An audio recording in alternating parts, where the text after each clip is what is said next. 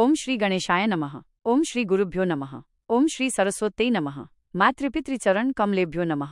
श्री सत्यनारायण व्रत कथा एवं आरती। प्रथमो अध्याय। एक समय नैमिषारण्य तीर्थ में शौनक आदि सभी ऋषियों तथा मुनियों ने पुराण शास्त्र के वेदता श्री सूत जी महाराज से पूछा, महामुने, किस व्रत अथवा तपस्या से मनोवांछित फल प्राप्त होता है, उसे हम सब सुनना चाहते हैं। श्री सूत जी बोले, इसी प्रकार देवर्षि नारद जी के द्वारा भी पूछे जाने पर भगवान श्री कमलापति जी ने उनसे जैसा कहा था उसे कह रहा हूँ, आप लोग सावधान होकर सुने। एक समय योगी नारद जी लोगों के कल्याण की कामना से विविध लोकों में भ्रमण करते हुए पृथ्वीलोक में आए और यहाँ उन्होंने अपने कर्मफल के अनुसार नाना योनियों में उत्पन्न सभी प्राणियों को अनेक प्रकार के क्लेश दुख भोगते हुए देखा तथा किस उपाय से इनके दुखों का निश्चित रूप से नाश हो सकता है, ऐसा मन में विचार करके वे विष्णु लोक को चले गए। वहां 4 भुजाओं वाले शंख चक्र गदा पद्म और वनमाला से विभूषित शुक्वर्ण भगवान श्री नारायण जी के दर्शन कर उन देवाधिदेव की वे स्तुति करने लगे। नारद जी बोले, हे वाणी और मन से परे स्वरूप वाले, अनंत शक्ति संपन्न, आदि मध्य और अंत से घटक,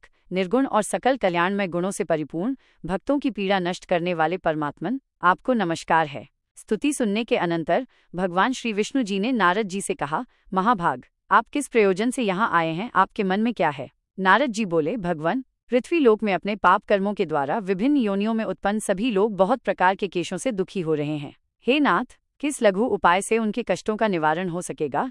यदि आपकी मेरे ऊपर कृपा हो तो वो सब मैं सुनना चाहता हूँ, उसे बताएं। श्री भगवान ने कहा, हे वत्स, संसार के ऊपर अनुग्रह करने की इच्छा से आपने बहुत अच्छी बात पूछी है। जिस व्रत के करने से प्राणी मोह से मुक्त हो जाता है उसे आपको बताता हूँ, सुने। हे वत्स, स्वर्ग और पृथ्वी लोक में दुर्लभ भगवान सत्यनारायण का एक महान व्रत है। आपके स्नेह के कारण इस समय मैं उसे कह रहा हूँ। अच्छी प्रकार विधि विधान से भगवान सत्यनारायण जी का व्रत करके मनुष्य शीघ्र ही सुख प्राप्त कर परलोक में मोक्ष प्राप्त कर सकता है। भगवान की ऐसी वाणी सुनकर नारद जी ने कहा, प्रभो, इस व्रत को करने का फल क्या है, इसका विधान क्या है, इस व्रत को किसने किया और इसे कब करना चाहिए, ये सब विस्तार पूर्वक बतलाइए।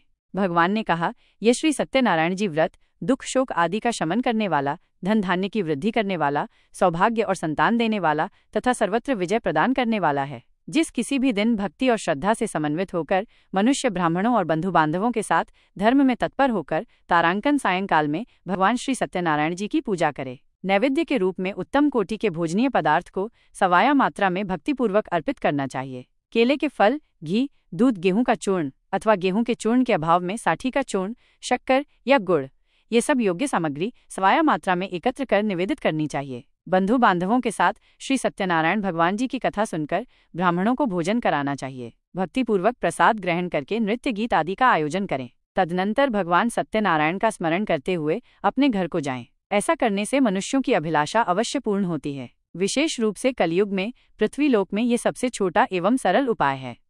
इति श्री स्कंद पुराणे रेवखंडे सत्यनारायण व्रतकथायां प्रथमो अध्यायः सम्पूर्णम्।